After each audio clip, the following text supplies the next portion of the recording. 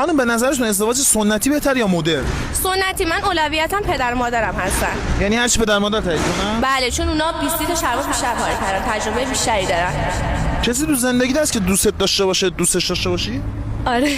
من بارم بهم گفته میخوام بیام خواستگاری، اما خب من روم نمیشه به خانواده‌ام بگم. خدایی راست میگی؟ ببین چالش مونه همین عزیزم پدرت بگو یه نفر از تو زندگی از من خوشش میاد، منم از اون خوشم میاد، میخواد بریم خواستگاری. خدا منو بهش میگیم چالشه، بهش خواستگاری یه امر خوبه. اوکی میکشم. یه زنگ بزن دیگه. بچه‌ها میخواد زنگ بزنم واسه صفحه شهر موبایل دادم، هر چی آیفون 14 15 16 پرو مکس دست ندارم نمیرم 100 میلیون بدم، با 7 شهر موبایل میگیرن که واسش هم نمیزنن. خرید حضوری آنلاین داره، 7 روز مهلت 36 ماه گارانتی داره، پرداختم در منزل. برو شب.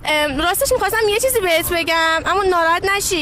چی شده باز دخترم تصادف کردی؟ نه خواستم یه چیزی بگم رومم نمیشه بگم. من از یکی خوشم اومده، بعد قرار شده یعنی اونم از من خوشش میاد، میخواد بیاد خواستگاری. من ببینم نظر تو چیه؟ شما خودت خوشت میاد از اون؟